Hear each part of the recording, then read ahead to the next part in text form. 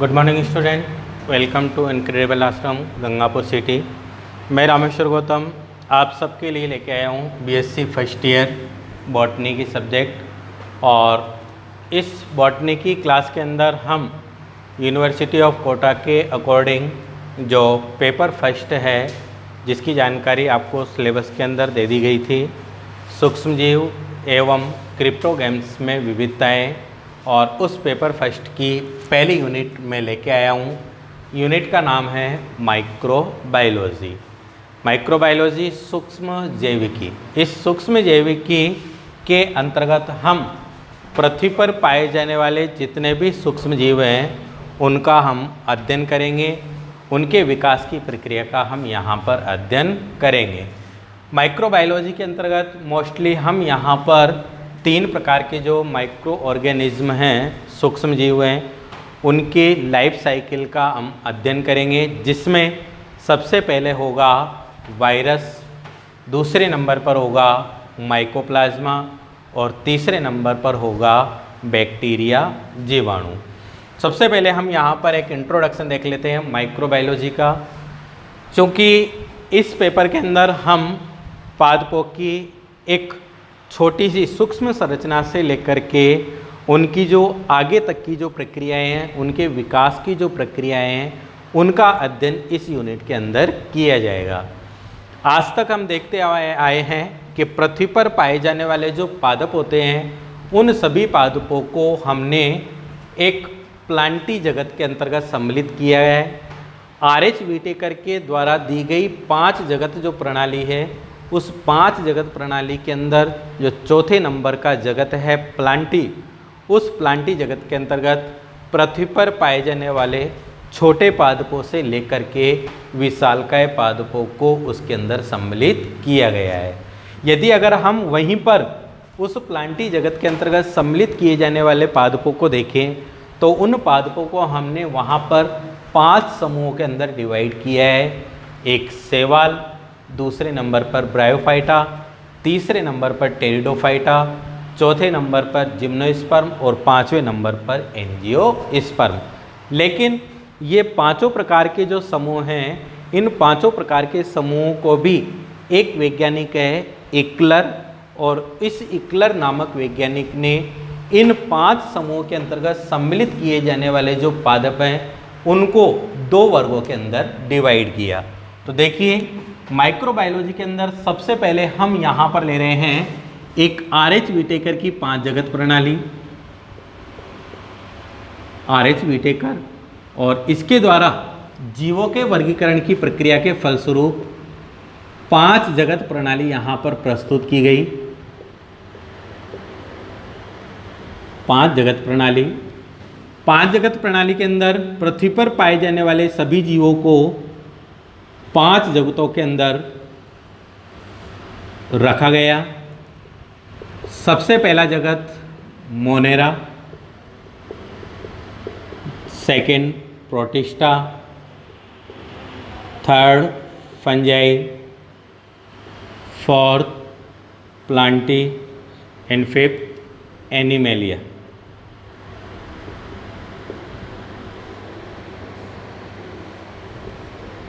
इन 5 जगतों के अंतर्गत जो चौथा नंबर का जगत है प्लांटी जगत, इस प्लांटी जगत के अंतर्गत सूक्ष्म वनस्पति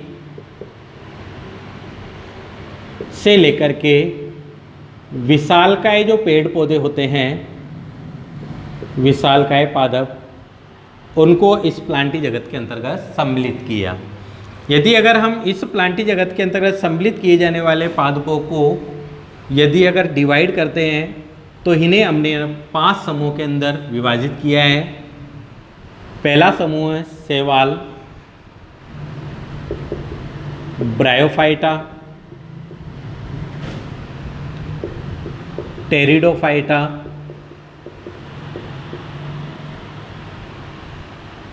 जिम्नोस्पर्म और एंजियोस्पर्म। लेकिन इन 5 समूहों को एक अन्य वैज्ञानिक जर्मन वनस्पतिज्ञ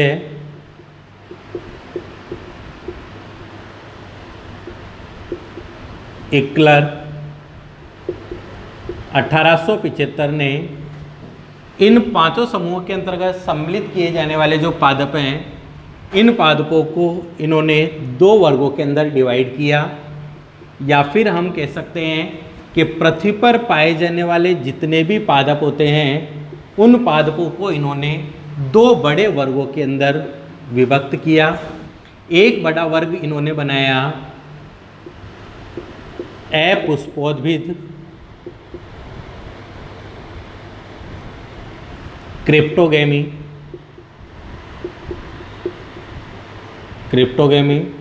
और सेकेंड बड़ा वर्ग इन्होंने बनाया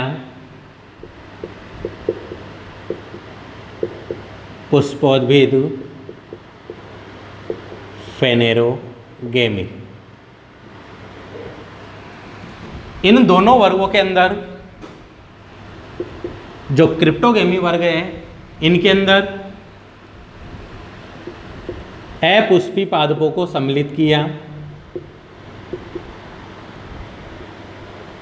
अपुष्पी पादपों को सम्मिलित किया मतलब वे पादप जिनके अंदर पुष्प विकसित नहीं होते हैं, और इन अपुष्पी पादपों के अंतर्गत क्रिप्टोगेमी के अंदर इन्होंने पादपों को 3 डिवीजनों के अंदर डिवाइड किया। पहला डिवीजन थेलोफाइटा, दूसरा डिवीजन ब्रायोफाइटा, और तीसरा डिवीजन इन्होंने सम्मिलित किया टेरिडोफाइटा। अर्थात इन 5 समूहों में से जो 3 समूह हैं, उन 3 समूहों को इस इक्लर नामक वैज्ञानिक ने कौन से वर्ग के अंतर्गत सम्मिलित किया? क्रिप्टोगेमी वर्ग के अंतर्गत सम्मिलित किया। और इस क्रिप्टोगेमी वर्ग के अंतर्गत सम्मिलित किए जाने वाले जो सभी पादप हैं वो अपुष्पीय पादप हैं। इन पादपों के अंदर पुष्प जैसी संरचनाएं जो है वो विकसित नहीं होती है। थेलोफाइटा समूह के अंतर्गत भी इन्होंने 2 समूहों को, 2 वर्गों को इसके अंदर सम्मिलित किया, जिनमें एक शैवाल और दूसरे नंबर पर कवक जैसे जीव जो हैं उनको इसके अंतर्गत सम्मिलित किया। सेकेंड नंबर का जो वर्ग है फेनेरोगेमी, और इस फेनेरोगेमी वर्ग के अंदर इन्होंने पुष्पीय पादपों को सम्मिलित किया, और पुष्पीय पादपों को इक्लर ने 2 बड़े डिवीजनों के अंदर डिवाइड किया। पहला डिवीजन इन्होंने बनाया जिम्नोस्पर्म, जिन्हें हम अनावृत बीजी पादप कहते हैं, और दूसरा बड़ा डिवीजन इन्होंने बनाया एंजियोस्पर्म, जिन्हें हम आवृत बीजी पादप कहते हैं, आवृत बीजी पादप कहते हैं। ठीक है, तो माइक्रोबायोलॉजी के अंतर्गत जब हम यहाँ पर पादपों के विकास की प्रक्रिया या जीवन की प्रक्रिया को जब हम यहाँ पर देखना चाह रहे हैं, तो सबसे पहले हम यहाँ पर सूक्ष्म जीव से लेकर के और विशालकाय पेड़ पौधों तक की प्रकृति के बारे में हम यहाँ पर अध्ययन कर रहे हैं, जिसमें सबसे पहले RH विटेकर की 5 जगत प्रणाली के अंतर्गत सम्मिलित किया जाने वाला जो प्लांटी जगत है, जिसमें पृथ्वी पर पाए जाने वाले सभी पादपों को सम्मिलित किया है। और उस पादप जगत के अंतर्गत, प्लांटी जगत के अंतर्गत 5 समूह पादपों के बनाए गए थे, और उन 5 समूहों को एक अन्य वैज्ञानिक इक्लर 1875 ने 2 बड़े वर्गों के अंदर डिवाइड किया। एक वर्ग बनाया इन्होंने क्रिप्टोगेमी, और दूसरा वर्ग बनाया इन्होंने फेनेरोगेमी।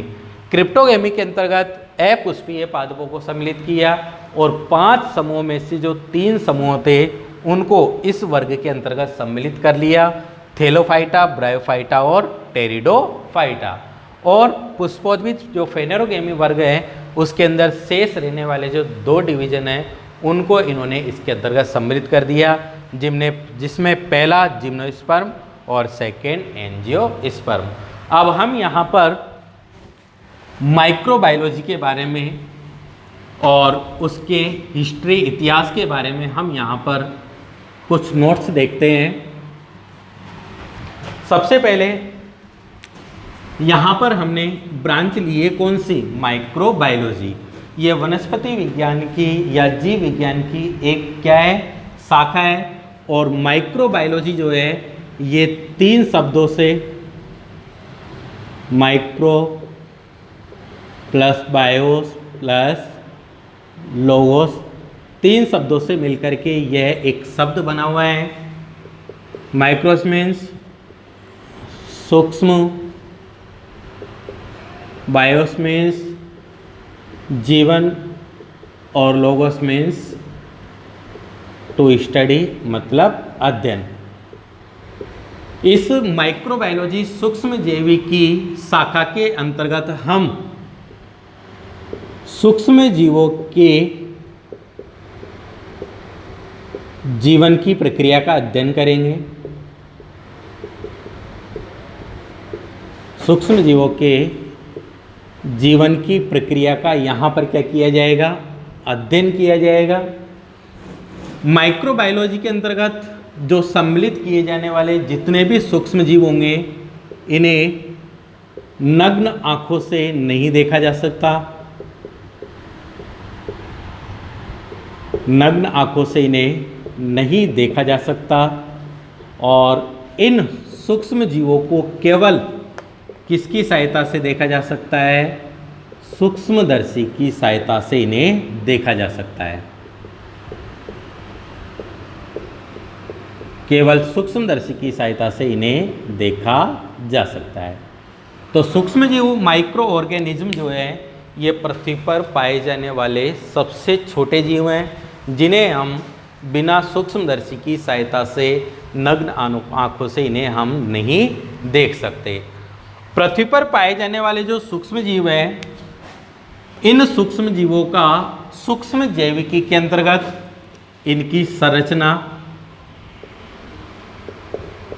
इनका परिमाप,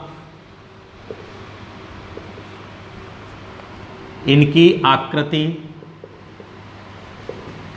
इनका परिवर्धन,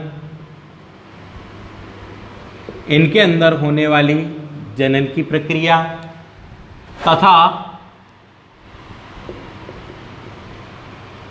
पादप एवं जीव जंतु तथा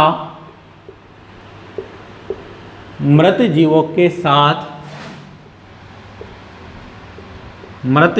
साथ होने वाले परिवर्तन जैसी प्रक्रियाओं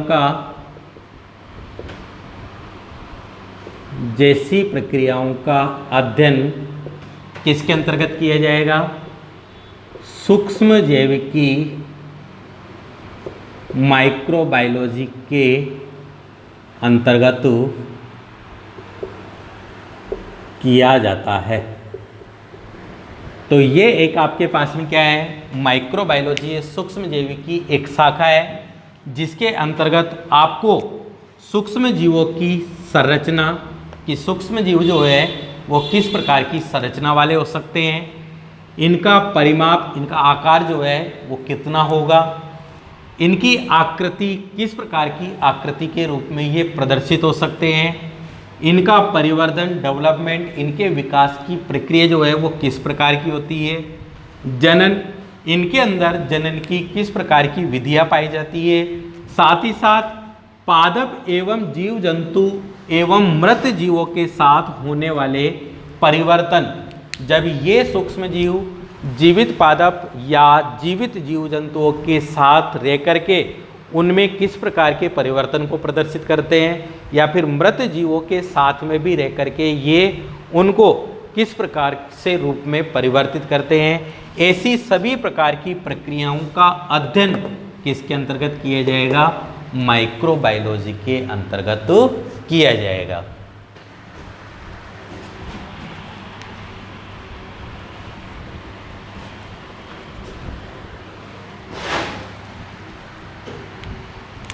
एंटोनी वॉन ल्यूवेनहोक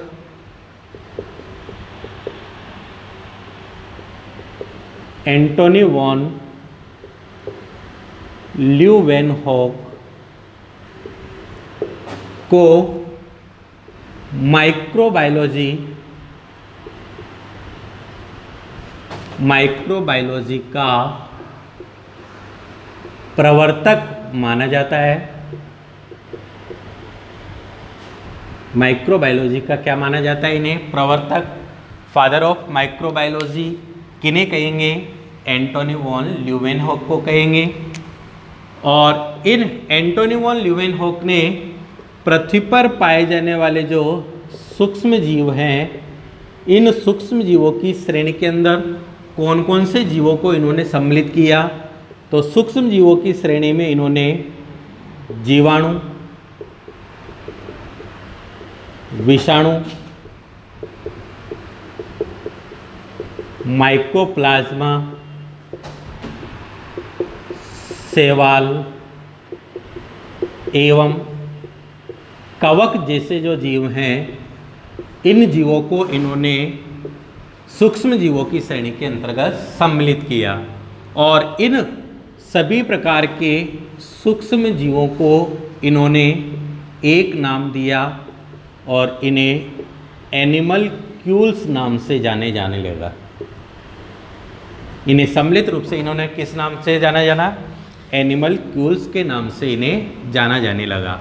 तो एंटोनी वॉन ल्यूवेनहोक जो है, जब सूक्ष्म जैविकी के इतिहास को यदि अगर हम देखते हैं तो फादर ऑफ माइक्रोबायोलॉजी ये एंटोनी वॉन ल्यूवेनहोक को कहा जाता है।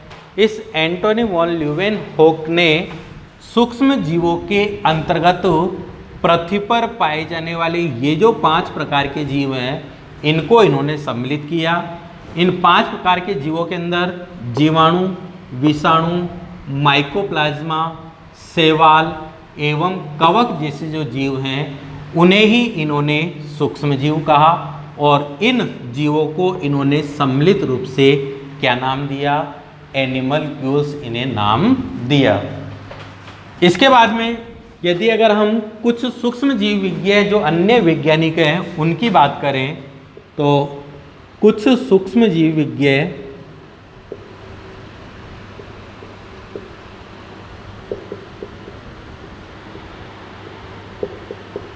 इन्होंने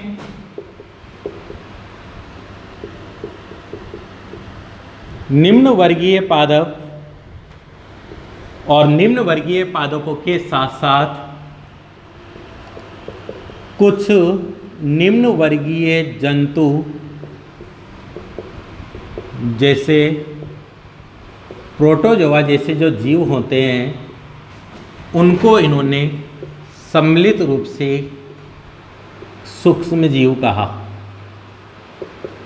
और इन सूक्ष्म जीव विज्ञों ने इन वर्गों के अंतर्गत कौन कौन से जीवों को सम्मिलित किया? तो जीवाणु, विषाणु, शैवाल, कवक एवं प्रोटोजोआ जो जीव होते हैं, जो निम्न वर्गीय जंतुओं के अंतर्गत सम्मिलित किए जाते हैं, उनको इन्होंने सम्मिलित रूप से सूक्ष्म जीव कहा। और इन्हीं के आधार पर यहाँ पर सूक्ष्म जीवों को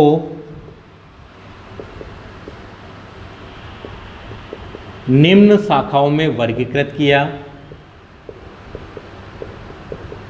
सूक्ष्म जीवों को निम्न शाखाओं के अंदर वर्गीकृत किया। एक शाखा इन्होंने बनाई सबसे पहले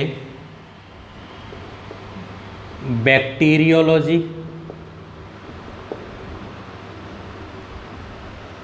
और बैक्टीरियोलॉजी के अंतर्गत किसका अध्ययन किया जाएगा? जीवाणुओं का अध्ययन किया जाएगा। पहली शाखा इन्होंने बनाई बैक्टीरियोलॉजी, जिसके अंतर्गत पृथ्वी पर पाए जाने वाले जितने भी बैक्टीरिया हैं, जीवाणु हैं, उनकी संरचनाओं का यहाँ पर अध्ययन किया जाएगा। दूसरी शाखा बनाई वायरोलॉजी,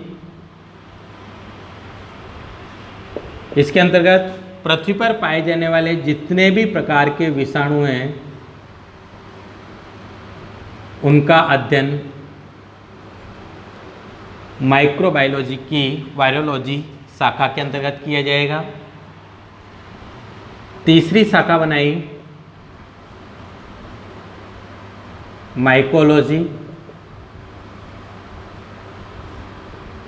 माइकोलॉजी के अंदर सभी प्रकार के कवकों को सम्मिलित किया गया। कवकों का अध्ययन माइकोलॉजी के अंतर्गत किया जाएगा। और सबसे अंतिम रूप में प्रोटोजूलॉजी। और प्रोटोजूलॉजी के अंदर जो प्रोटोजोआ वर्ग के जो जीव होते हैं, जैसे अमीबा, पैरामीशियम, यूग्लिना वगैरह एक कोष के जो जीव होते हैं, प्रोटोजोआ का अध्ययन इस प्रोटोजूलॉजी के अंतर्गत किया जाएगा। तो माइक्रोबायोलॉजी के अंदर जब जनरल इंट्रोडक्शन हम यहाँ पर देख रहे हैं तो एंटोनी वॉन ल्यूवेनोव को तो फादर ऑफ माइक्रोलॉजी कहा है, माइक्रोबायोलॉजी, और इन्होंने जीवाणु, विषाणु, माइकोप्लाज्मा, शैवाल और कवकों को सूक्ष्म जीवों की श्रेणी में सम्मिलित किया और सम्मिलित रूप से इन्हें एनिमलक्यूल्स नाम दिया। इसके अतिरिक्त कुछ सूक्ष्म जीव विज्ञ हैं, कुछ वैज्ञानिक आपके पास में ऐसे हैं जो निम्न वर्गीय पादप जैसे शैवाल, कवक वगैरह जो हैं, और कुछ निम्न वर्गीय जंतु जैसे प्रोटोजोआ वगैरह जो जीव हैं उनको ये सूक्ष्म जीवों की श्रेणी के अंतर्गत सम्मिलित करते हैं। और इसी आधार पर सूक्ष्म जैविकी के अंतर्गत सूक्ष्म जीवों को निम्न 4 शाखाओं के अंदर वर्गीकृत किया गया। पहली बैक्टीरियोलॉजी बनाई जिसमें जीवाणुओं की संरचना का अध्ययन किया जाएगा। दूसरी वायरोलॉजी बनाई जिसमें विषाणुओं की संरचना का अध्ययन किया जाएगा। तीसरे नंबर पर माइकोलॉजी जिसमें कवकों की संरचना का अध्ययन किया जाएगा। और चौथे नंबर पर प्रोटोजूलॉजी जिसमें निम्न वर्गीय जो जंतु हैं प्रोटोजोआ वर्ग के अंदर सम्मिलित किए जाते हैं उन जीवों का अध्ययन इस शाखा के अंतर्गत किया जाएगा। अब हम यहाँ पर सूक्ष्म जैविकी का इतिहास देखेंगे।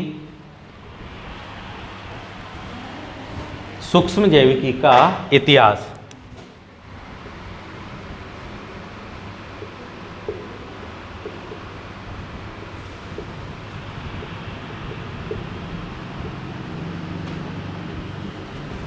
देखिए, ये जो सूक्ष्म जीव जो हम जान रहे हैं, जीवाणु, विषाणु, माइकोप्लाज्मा, शैवाल एवं कवक जो है, ये किसी भी प्रकार के आवास के अंदर ये जीवित रह सकते हैं। सभी प्रकार के अपने आसपास के जो एरिया है, जिस भी वस्तुओं को आप देख रहे हो, जिन भी स्थानों को आप देख रहे हो, उन सभी स्थानों पर ये सूक्ष्म जीव पाए जाते हैं।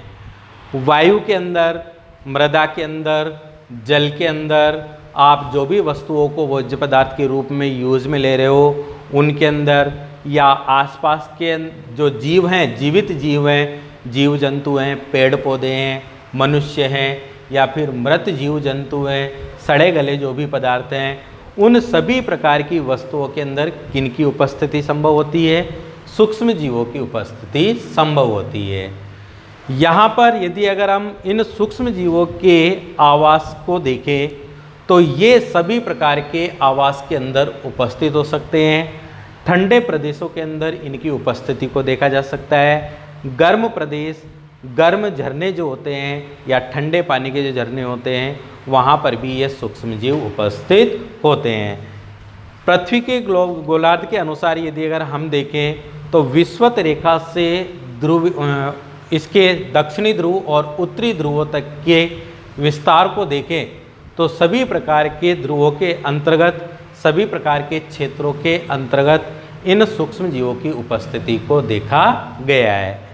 ये सूक्ष्म जीव अत्यधिक ताप, नमी एवं आवश्यक पोषण युक्त जो माध्यम होता है उसमें ये अपने गुणन की प्रक्रिया को प्रदर्शित करते हैं। अर्थात अत्यधिक ताप, नमी एवं आवश्यक पोषण युक्त वाले आवास पर इनकी संख्या अत्यधिक रूप में पाई जाती है। ये जो सूक्ष्म जीव होते हैं, इन सूक्ष्म जीवों को हमने कुछ महत्वपूर्ण श्रेणी के अंतर्गत भी सम्मिलित किया है। एक लाइन के रूप में आपने पिछली क्लासों के अंदर पढ़ा होगा कि सूक्ष्म जीव जो है वो मनुष्य के लिए लाभकारी भी हो सकते हैं और हानिकारक भी होते हैं। ये सूक्ष्म जीव मनुष्य के लिए शत्रु के रूप में भी उपस्थित होते हैं और एक मित्र के रूप में भी ये उपस्थित होते हैं। अर्थात पृथ्वी पर कई प्रकार के ऐसे सूक्ष्म जीव उपस्थित हैं जो मनुष्य के लिए लाभकारी होते हैं। जैसे किसी भी प्रकार के पोषण को यदि अगर भोज्य पदार्थ को यदि अगर अपन को निर्मित करना होता है तो इनके निर्माण की प्रक्रिया जो है वो सूक्ष्म जीवों द्वारा ही संभव होती है। जैसे शराब के निर्माण की प्रक्रिया, किण्वन की प्रक्रिया, फर्मेंटेशन की जो प्रक्रिया होती है वह इन सूक्ष्म जीवों की सहायता से ही संभव होती है। दूध से दही के निर्माण की जो प्रक्रिया है वो भी सूक्ष्म जीवों के द्वारा ही संभव होती है। विभिन्न प्रकार की वैक्सीन, औषधियाँ वगैरह या विभिन्न प्रकार के औद्योगिक इकाइयों के रूप में इन सूक्ष्म जीवों का उपयोग किया जाता है। तो ये जितने भी प्रकार से ये हमारे लिए लाभदायक हो सकते हैं तो ये हमारे मित्र के रूप में होंगे। और यदि अगर इन सूक्ष्म जीवों के द्वारा पेड़ पौधे और जीव जंतुओं के अंदर यदि अगर किसी भी प्रकार के रोग को प्रदर्शित किया जाता है या किसी भी प्रकार की अनियमितता को ये प्रदर्शित करते हैं तो ये हमारे लिए हानिकारक रूप में हो सकते हैं। और जब ये हानिकारक रूप में उपस्थित होंगे तो ये हमारे लिए शत्रु के रूप में कार्य करेंगे। तो पृथ्वी पर पाए जाने वाले जितने भी सूक्ष्म जीव होते हैं ये मनुष्य के लिए मित्र अथवा शत्रु के रूप में उपस्थित हो सकते हैं।